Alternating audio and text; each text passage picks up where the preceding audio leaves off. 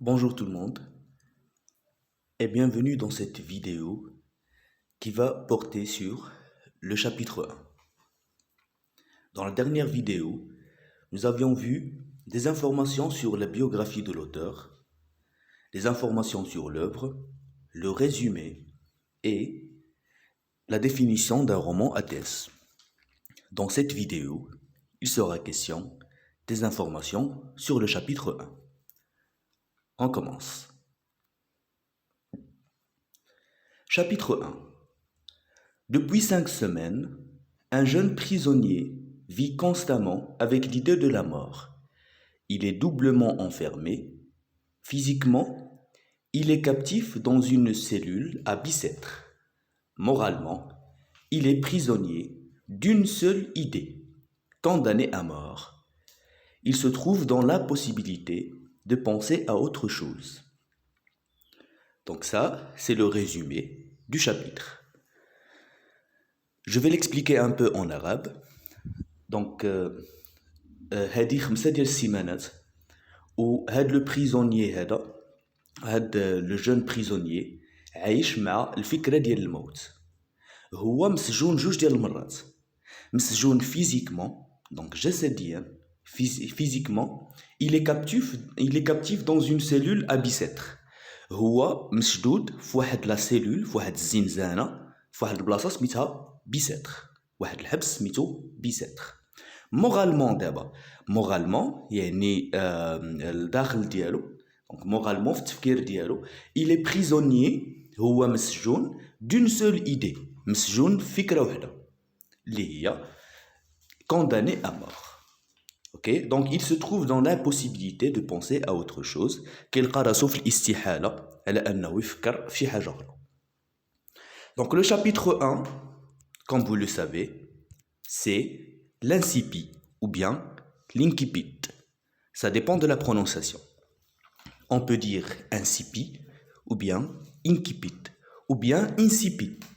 Donc il y a 3 prononciations valables pour ce terme. Qu'est-ce qu'un incipit? C'est tout simplement le premier chapitre de l'œuvre. Les fonctions de l'incipit sont informer et intéresser. Comment ça? Informer, ça donne des informations. Intéresser, يعني كيهم. Ok, كيجلب الانتباه. Donc, quand nous lisons un incipit, son rôle c'est de m'informer sur qui. Donc il répond aux questions suivantes. Qui? كيجاوبنا على هاد الأسئلة هادو. Qui? شكون? Qui? Donc c'est le personnage principal. Quand? فوقاش. Quand? Donc c'est le temps. Maintenant, c'est où? Le lieu. Quoi? Les actions. Et comment? Comment? Donc c'est la manière ou bien les actions aussi. Intéresser. L'incipit doit accrocher et séduire et intéresser le lecteur. Faire naître un horizon d'attente. Ok, donc l'incipit خاصو انه يجبد عنده ويكون مهم، يعني يجبد الانتباه ديال القارئ. Il doit faire naître un horizon d'attente، خاصو يخلي واحد l'horizon، واحد الآفاق ديال الانتظار. اوكي، يعني كل ما لو ليكتور كان كيتسنى شنو غادي يوقع في لي شابيتر اللي جايين، كل ما غادي يقرا هادوك لي شابيتر اللي جايين بسبب هاد الانكيبيت هذا. Donc c'est grâce à ces questions-là, من هاد الأسئلة هادو، من الأجوبة ديال هاد الأسئلة، c'est grâce à ces questions qu'on arrive à l'intéressement. Donc ce sont ces réponses à ces questions، الأجوبة ديال هاد الأسئلة، ce sont les réponses à ces questions qui nous donnent cet intéressement, ou bien cet intérêt que porte le lecteur à la suite de l'œuvre. Passons maintenant à la citation suivante. C'est les premiers mots écrits dans l'œuvre. C'est le premier mot par lesquels commence le premier chapitre.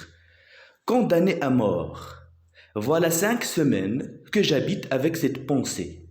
toujours seul avec elle, toujours glacé de sa présence, toujours courbé de son poids. Donc, condamné à mort. هذه 5 ديال السيمانات وأنا ساكن مع هاد لا بونسي. ساكن مع هاد الفكرة. Toujours seul avec elle. ديما بوحدي معاها. Toujours glacé de sa présence. ديما متلج بالوجود ديالها. Toujours courbé de son poids. ديما مقوس من تقل ديالها. Donc on va commencer par donc cette pensée, c'est laquelle cette pensée? شنو هي هاد الفكرة هادي? C'est tout simplement condamné à mort. Le narrateur me dit j'habite avec cette pensée. كنسكن مع هاد الفكرة. J'habite avec cette pensée. À votre avis, c'est quelle figure de style? Est-ce qu'on peut habiter avec une pensée? واش نقدروا نسكنوا مع واحد الفكرة؟ Non. Donc la réponse c'est une personnification. On a donné des traits d'un humain à une chose qui n'est pas humaine. On a donné les traits d'un animé à quelque chose qui est inanimé. D'accord? Toujours seul avec elle, toujours glacé de sa présence, toujours courbé de son poids. Toujours, toujours, toujours. C'est quelle figure de style? Nous avons ici une répétition du premier mot dans chaque phrase. Donc ce n'est pas une répétition, mais c'est une anaphore. Donc nous avons une personnification et une anaphore. Nous avons une personnification et une anaphore. Donc on peut en déduire que l'idée de la condamnation devient un personnage ayant un poids dans l'histoire. Donc, هاد الفكرة ديال la condamnation ولات شخصية parce que تاهي كتسكن مع le condamné à mort. Donc c'est un personnage qui a un poids dans l'histoire. Vous voyez, courbé de son poids ou bien courbé sous son poids. Courbé sous son poids, donc le personnage il a un poids dans l'histoire. عنده واحد الوزن في l'histoire.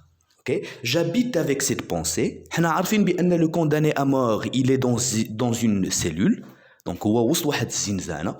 Ça veut dire que cette idée c'est son compagnon de chambre. هو هاد l'idée هذه هي la compagnon ديالو هي الcompagnon ديالو رفيق الزنزانة ديالو. Ok? Donc c'est ça.